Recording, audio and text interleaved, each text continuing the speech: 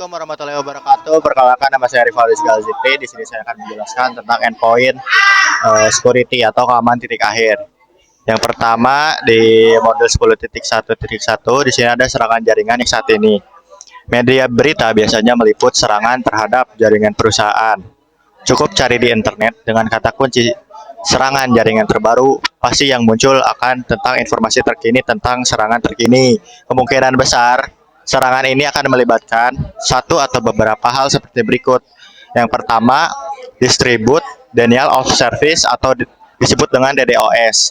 Ini adalah serangan terkoordinasi dari banyak perangkat yang disebut sebagai zombie dengan tujuan menurunkan atau menghentikan akses publik ke situs web dan sumber daya suatu organisasi. Yang kedua ada pelanggaran data. Ini adalah serangan di mana server atau host data suatu organisasi dikompromikan untuk mencuri informasi rahasia. Yang terakhir ada malware. Malware ini sering ditemui di kasus-kasus sekarang ini seperti phishing dan sebagainya. Malware ini adalah serangan yang menginfeksi host atau suatu organisasi dengan perangkat lunak berbahaya yang menyebabkan berbagai masalah. Misalnya ransomware, WannaCry yang ditunjukkan pada gambar, mengenkripsi data pada host dan mengunci akses ke sana hingga terus tebusan dibayar.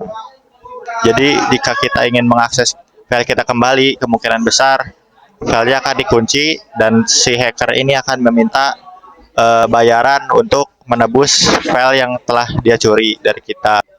Lalu di 10.1.2 ini ada perangkat-perangkat keamanan jaringan. Yang pertama ada router yang mendukung VPN. Router yang mendukung VPN menyediakan koneksi aman ke pengguna jarak jauh melalui jaringan publik dan ke jaringan perusahaan. Layanan VPN dapat diintegrasikan ke dalam firewall. Lalu yang kedua ada NGFW, yaitu menyediakan inspeksi paket stateful, visibilitas, dan kontrol aplikasi. Sistem pencegahan intrusi generasi berikutnya atau NGIPS, perlindungan malware tingkat lanjut AMP, dan pemfilteran URL. Lalu yang terakhir ini ada perangkat NAC, mencukup layanan autentikasi, otorisasi, dan akuntansi AAA atau AAA di perusahaan yang lebih besar. Layanan ini dapat digabungkan ke dalam perangkat yang dapat mengelola kebijakan akses di berbagai jenis pengguna dan perangkat. Cisco Identity Service Engine atau ISE adalah contoh perangkat NAC. Lanjut pada modul 10.2. Di sini ada akses kontrol atau kontrol akses, yakni yang pertama ada autentikasi dengan kata sandi lokal. Jadi kan pada topik sebelumnya kita kan udah mempelajari bahwa perangkat NAC menyediakan layanan AAA atau AAA. Pada topik ini saya akan mempelajari atau menjelaskan lebih lanjut tentang AAA dan cara mengontrol akses. Banyak jenis autentikasi yang dapat dilakukan pada perangkat jaringan. Dan setiap metode menawarkan tingkat keamanan yang berbeda-beda. Metode autentikasi akses jarak jauh yang paling sederhana adalah mengonfigurasi kombinasi login dan kata sandi pada konsol, jalur VTY, dan port AUX, seperti yang ditunjukkan pada jalur VTY dalam contoh berikut. Metode ini adalah yang paling mudah diterapkan, tetapi juga yang paling lemah dan paling tidak aman. Metode ini tidak memberikan akuntabilitas dan kata sandi dikirim dalam bentuk teks biasa. Siapapun yang memiliki kata sandi dapat memperoleh akses ke perangkat. SSH adalah bentuk akses jarak jauh yang lebih aman. Yang pertama memerlukan nama pengguna dan kata sandi. Keduanya dienkripsi selama transmisi. Lalu nama pengguna dan kata sandi dapat diautentikasi dengan metode basis data lokal. Ini memberikan lebih banyak akuntabilitas karena nama pengguna dicatat saat pengguna masuk. Contoh mengilustrasikan metode SSH dan basis data lokal untuk akses jarak jauh yakni seperti ini. IP domainexample.com, crypto key generate RSA general keys, modules, Modulus 2048. Username admin, secretnya stronger password. IP SSH version 2, line VTX 04, transport input SSH, login lokal. Baik, Assalamualaikum warahmatullahi wabarakatuh. Perkenalkan, nama saya Fajar Raditya. Di sini saya akan menjelaskan modul 10.3 dan 10.4. Di sini saya akan merangkum dan mungkin hanya menjelaskan di bagian poin-poinnya saja.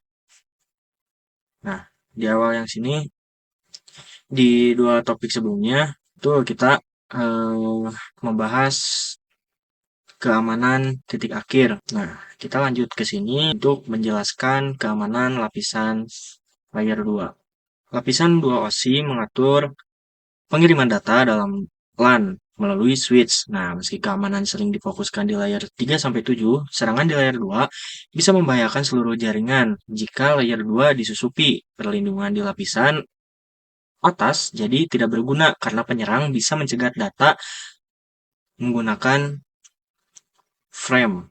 Nah, lapisan 2 data link itu mengatur pengiriman data antar perangkat dalam LAN.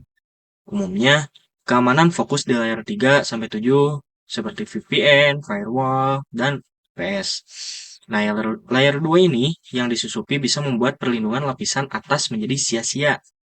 Penyerang bisa mencegat frame data dan merusak jaringan dari dalam. Nah, keamanan layer 2 penting untuk menjaga keseluruhan jaringan agar tetap aman. Switch attack categories. Nah, layer 2 dianggap sebagai titik terlemah dalam keamanan jaringan karena biasanya dipercayai secara internal. Nah, namun dengan adanya BIOD, nah ini BIOD ini dan serangan canggih, layer 2 kini lebih rentan dan harus diamankan seperti lapisan lainnya. Jadi, layer 2 itu sering jadi mata rantai terlemah dalam sistem keamanan. LAN tradisional mengandalkan kepercayaan internal, tapi itu tidak cukup. Nah, tren seperti BIOD atau BIOD itu bring your own device, nah itu menambah risiko. Nah, selanjutnya profesional jaringan harus melindungi layer 2, bukan hanya layer 3-7 ya, 3-7 ini. Seperti network, transport, session, presentation, dan application. Ya. Langkah awal pengamanan adalah memahami cara kerja layer 2 dan ancamannya. Nah, di sini ada kategori-kategori penyerangan seperti mockable attacks, VLAN attacks, dan DHCP attacks, IOP attacks, address spoofing attack, STP attacks. Nah, ini contoh-contoh penyerangannya. Selanjutnya ada di ini tuh switch attack mitigation techniques atau pengaman protokol manajemen layer 2. Nah, pengaman layer 2 akan gagal jika protokol manajemen tidak diamankan karena banyak protokol manajemen bersifat tidak aman. Maka perlu digunakan alternatif yang lebih aman dan strategi tambahan. Nah, banyak protokol manajemen seperti Telnet, FTP, SNMP, FTP itu tidak aman.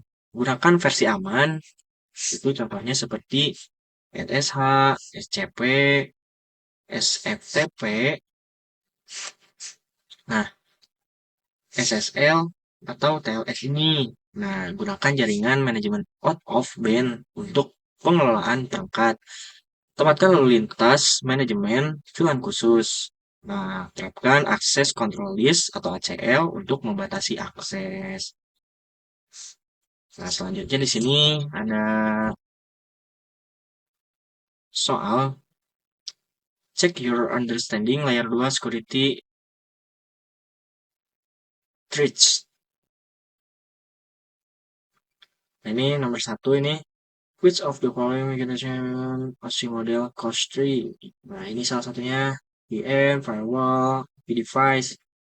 Ini sudah dijelaskan ya di atas dan banyak gitu contoh-contohnya. Nah, ini PlayStation 2, so of the following make address table overall DHCP text. Nah,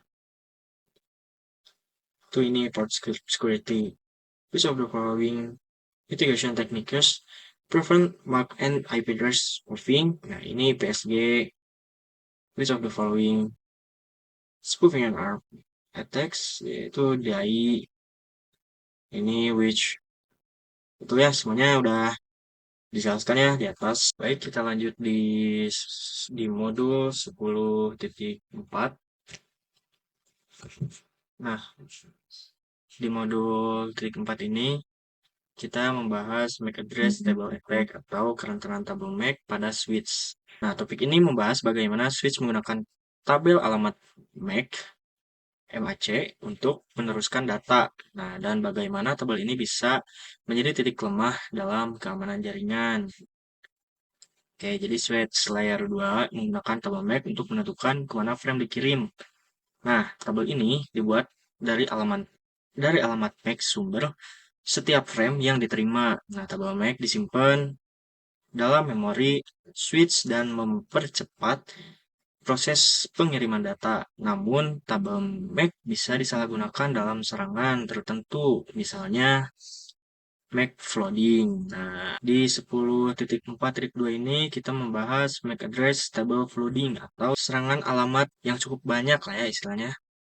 Serangan MAC flooding memanfaatkan keterbatasan ukuran tabel MAC pada switch. Nah, penyerangan ini mengirim banyak alamat MAC palsu agar switch kehabisan memori dan mulai membanjiri lalu lintas ke semua port. Nah, memungkinkan penyerang menangkap data dalam VLAN yang sama. Serangan hanya berlaku dalam VLAN lokal tempat penyerangan terhubung. Jika serangan dihentikan, switch akan kembali berfungsi normal setelah entry lama dihapus. Nah, alat seperti Markov sangat berbahaya karena dapat membanjiri tabel MAC switch dalam hitungan detik, membuat switch kewalahan dan memungkinkan penyerang menyadap lalu lintas jaringan. Jadi serangan MAC flooding tidak hanya mempengaruhi satu switch, tapi juga bisa menyebar ke switch layer 2 lain yang terhubung. Untuk mencegahnya, perlu diterapkan fitur keamanan port. Seperti biasa ya guys, jadi ini udah dijelaskan di atas. Jadi kalian tinggal cari aja gitu di atas apa jawabannya. What is the behavior of a switch as a result of a successful MAC address table attack? Nah, jawabannya tentu jelas ini ya guys. The switch will forward all reserved frames to all other ports within the VLAN. Nah, kenapa? Karena saklar akan meneruskan semua bingkai yang diterima ke semua port lain dalam VLAN. Ini yang kedua, what would be the primary reason a threat actor would launch a match address overflow attack. Nah, pembobolan attack ya guys, pembobolan serangan gitu. Nah, sehingga ini nih, jawabannya gini guys, sehingga pelaku ancaman dapat melihat bingkai yang ditunjukkan kepada orang lain. Nah, pertanyaan ketiga ini adalah pertanyaan yang mitigation must be implemented to prevent MAC address overflow attacks. Tentu jelas ya guys, di sini jawabannya port security. Baik, mungkin cukup sekian penjelasan modul 10.3 dan 10.4 dari saya. Wassalamualaikum warahmatullahi wabarakatuh. VLAN hopping dan double tagging attack. Penyerang mengeksploitasi fitur dynamic trunking protocol atau DTP atau menggunakan teknik double tagging untuk mengakses VLAN yang seharusnya terisolasi. Mitigasinya, nonaktifkan DTP pada semua port yang tidak memerlukan trunking dengan perintah switch port non-negotiate. Konfigurasi port sebagai akses port dengan perintah switch port pada akses. Gunakan native VLAN yang tidak digunakan lewat pengguna. Tempatkan port yang tidak digunakan ke dalam VLAN isolasi dan aktifkan port tersebut. ARP spoofing dan ARP poisoning. Penyerang mengirimkan pesan ARP palsu untuk mengasosiasikan alamat IP dengan alamat MAC mereka, memungkinkan intersepsi atau manipulasi lalu lintas jaringan. Mitigasinya, aktifkan Dynamic ARP Inspection atau DAI pada switch untuk memverifikasi validasi pesan ARP. Gunakan DHCP snooping untuk membangun tabel binding IP MAC address yang dipercayai oleh DAI. Batasi laju pesan ARP untuk mencegah serangan denial of service atau DOS. Yang ketiga ada spanning tree protocol STP manipulation. Penyerang mengirimkan Bridge Protocol Data Unit atau BPDU palsu untuk menjadikan perangkat mereka sebagai root bridge, mengubah topologi jaringan, dan mengarahkan lalu lintas melalui perangkat mereka. Mitigasinya, aktifkan BPDU guard pada port akses untuk menaktifkan port yang menerima BPDU tak terduga. Gunakan root guard pada port terang untuk mencegah perangkat yang tidak sah menjadi root bridge. Lalu aktifkan port fast pada port akses untuk mempercepat transisi ke status forwarding dan mencegah gangguan topologi. Yang keempat ada Cisco Discovery Protocol atau CDP, exploitation. Mengirimkan informasi perangkat secara berkala tanpa enkripsi yang dapat dimanfaatkan oleh penyerang untuk mengumpulkan informasi sensitif atau melancarkan serangan. Mitigasinya, nonaktifkan CDP secara global dengan perintah no CDP run jika tidak diperlukan. Yang kedua, nonaktifkan CDP pada port tertentu dengan perintah no CDP enable pada konfigurasi interface. Lalu pertimbangkan untuk menonaktifkan LLDP dengan no LLDP run sebagai alternatif jika tidak digunakan.